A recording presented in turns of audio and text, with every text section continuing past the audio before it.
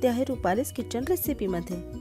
Brownie बनवण्यासाठी मी इथे सगळे कोरडे जे साहित्य आहे ते चाळून घेणार आहे। त्यासाठी मी इथे चाळण ठेवली आहे। सर्वप्रथम मी इथे 1 कप मैदा घेतला आहे। पाव कप मी इथे कोको पावडर घेतली आहे।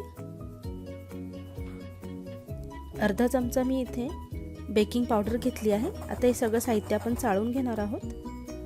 आता हे सगळं साहित्य चाळून झाल्यावर याला आपण बाजूला ठेवून देऊ।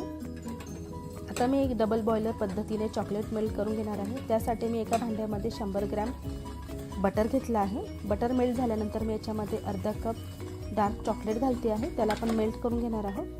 तर लगेचच काढून घ्यायचं आहे, नाहीतर हे चॉकलेट जळू शकतं। जेव्हा आपलं बटर गरम असतं त्याच्यामध्ये हे चॉकलेट अगदी इझिली मेल्ट होतं। त्यानंतर मी इथे अर्धा कप साखर घातली आहे। मी इथे ब्राऊन शुगर वापरली आहे, तुम्ही रेग्युलर शुगर वापरली तरीही चालेल। त्यानंतर मी इथे अर्धा कप दही घातला आहे। दही हे रूम टेम्परेचरवर असावं, थंड नसावं। याला पण आपण व्यवस्थित मिक्स करून घेऊया। चॉकलेट आणि साखरचं मिश्रण व्यवस्थित तयार झालं आहे। जे आता कोरडं साहित्य होतं त्याच्यात आपण हे चॉकलेटचं मिश्रण टाकून घेऊया। कट आणि फोल्डच्या मेथडने आपण इथे मिक्स करणार आहोत।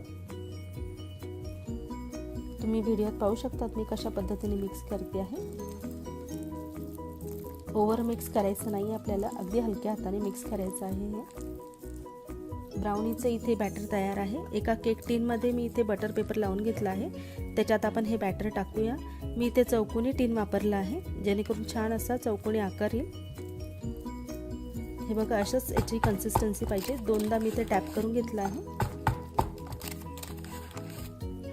मी इथे वरतून चॉकलेटचे तुकडे घालते आहे। तुम्ही इथे भाजलेले अक्रोडे घालू शकता, जेणेकरून तुमची छान अशी वॉलनट ब्राउनी तयार होईल। हे बघा, बेक करायला ठेवूया। कढई मी इथे आधीच प्रीहीट करायला ठेवली होती मीठ घालून। आता इथे 45 मिनिटं मी याला बेक करून घेणार आहे झाकण ठेवून। 45 मिनिटं झाल्यानंतर इथे आपण चेक करून घेऊया। ब्राउनी इथे छान व्यवस्थित अशी बेक झाली आहे।